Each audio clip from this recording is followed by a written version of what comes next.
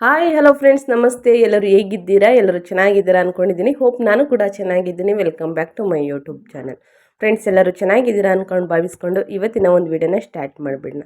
ಸ್ನೇಹಿತರೆ, ಯಾರಿಗೆಲ್ಲ ಪೆಂಡಿಂಗ್ ಹಣ ಬಂದಿಲ್ಲ ತಪ್ಪದೇ ವಿಡಿಯೋ ನೋಡಿದ್ರೆ ನಿಮಗೆಲ್ಲ ಮಾಹಿತಿ ಸಿಗುತ್ತೆ. ಇವತ್ತು 12ನೇ ಕಂತು ಎಷ್ಟು ಜಿಲ್ಲೆಗಳಿಗೆ ಬಿಡುಗಡೆ ಮಾಡ್ತಿದ್ದೀರ ಅನ್ನೋದನ್ನು ಕೂಡ ತಿಳಿಸ್ಕೊಡ್ತೀನಿ. ವಿಡಿಯೋನೆಲ್ಲೂ ಕೂಡ ಸ್ಕಿಪ್ ಮಾಡಬಾರ್ದು. ಅಂದರೆ ವಿಡಿಯೋನ ಕಟ್ ಮಾಡಿ ನೋಡಿದ್ರೆ ನಿಮಗೆ ಫುಲ್ ಇನ್ಫಾರ್ಮೇಷನ್ ಅರ್ಥ ಆಗಲ್ಲ. ಸೊ ಹಾಗಾಗಿ ಬಿಗಿನಿಂದ ಹೆಣ್ಣು ತನಕ ವಿಡಿಯೋ ವಾಚ್ ಮಾಡಿ. ಇಷ್ಟ ಆದರೆ ದಯವಿಟ್ಟು ಲೈಕ್ ಮಾಡಿ. ಹೆಚ್ಚು ಫ್ಯಾಮಿಲಿಗೆ, ಫ್ರೆಂಡ್ಸ್ಗೆ ವಿಡಿಯೋನ ಶೇರ್ ಮಾಡೋದ್ರಿಂದ ಅವರು ಕೂಡ ಹೊಸ ಅಪ್ಡೇಟ್ನ ತಿಳ್ಕೊತಾ ಹೋಗ್ತಾರೆ. ಇನ್ನೂ ಸಬ್ಸ್ಕ್ರೈಬ್ ಆಗಿಲ್ಲ ಅಂದರೆ ದಯವಿಟ್ಟು ಸಬ್ಸ್ಕ್ರೈಬ್ ಆಗಿ ಅಂತ ಹೇಳ್ತಾ ಇವತ್ತಿನ ಒಂದು ವಿಡಿಯೋನ ಸ್ಟಾರ್ಟ್ ಮಾಡಿಬಿಡೋಣ.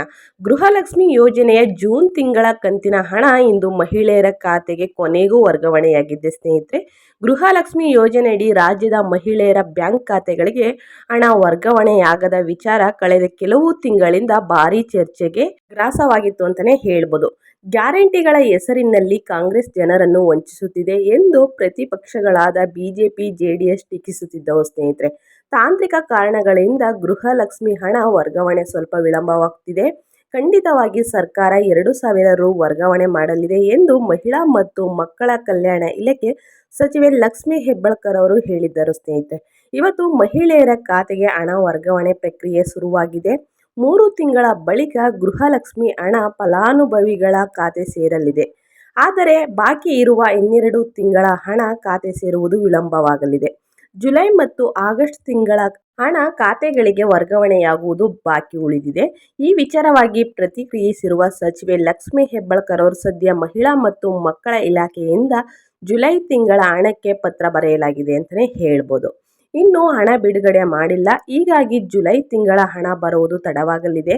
ಸರ್ಕಾರ ನಮಗೆ ಬೇಗ ಕೊಟ್ಟರೆ ನಾವು ಖಾತೆಗಳಿಗೆ ವರ್ಗಾವಣೆ ಮಾಡುತ್ತೇವೆ.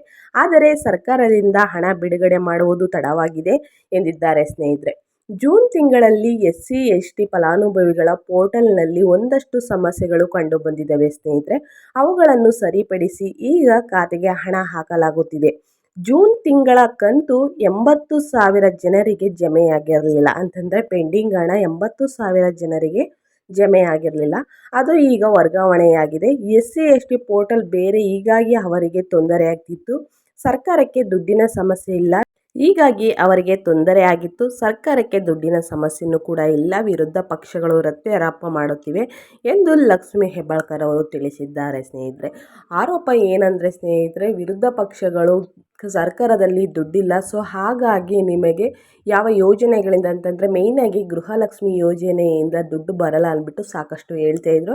ಅದಕ್ಕೆಲ್ಲ ಉತ್ತರ ಕೊಟ್ಟಿದ್ದಾರೆ ಅಂತಲೇ ಹೇಳ್ಬೋದು. ಇನ್ನು 2-3 ದಿನಗಳಲ್ಲಿ ಎಲ್ಲರ ಖಾತೆಗೆ ಪೆಂಡಿಂಗ್ ಹಣ ಅಂದರೆ 11ನೇ ಕಂತಾಗಲಿ 10ನೇ ಕಂತಾಗಲಿ ಎಲ್ಲರಿಗೂ ತಲುಪುತ್ತೆ.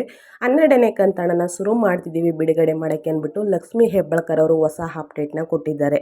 ಇವತ್ತಿನ ಅಪ್ಡೇಟ್ ಇಷ್ಟ ಆದರೆ ದಯವಿಟ್ಟು ಇನ್ನೂ ಸಬ್ಸ್ಕ್ರೈಬ್ ಮಾಡ್ಕೊಂಡಿಲ್ಲ ಅಂದರೆ ಸಬ್ಸ್ಕ್ರೈಬ್ ಮಾಡಿ, ಅಥವಾ ಹೊಸದಾಗಿ ವಿಸಿಟ್ ಮಾಡಿ. ಏನಾದರೂ ವಿಡಿಯೋ ನೋಡ್ತಿದ್ರೆ ನಿಮಗೆ ಒಳ್ಳೆಯ ಮಾಹಿತಿ ಸಿಕ್ಕಿದ್ದಲ್ಲಿ ಸಬ್ಸ್ಕ್ರೈಬ್ ಮಾಡ್ಕೊಳ್ಳಿ ಅಂತ ಹೇಳ್ತಾ ಮತ್ತೊಂದು ವಿಡಿಯೋ ಜೊತೆ ಮತ್ತೊಂದು ಹೊಸ ಅಪ್ಡೇಟ್ನ ತೊಗೊಂಡು ಬರ್ತೀನಿ. Thank you for watching.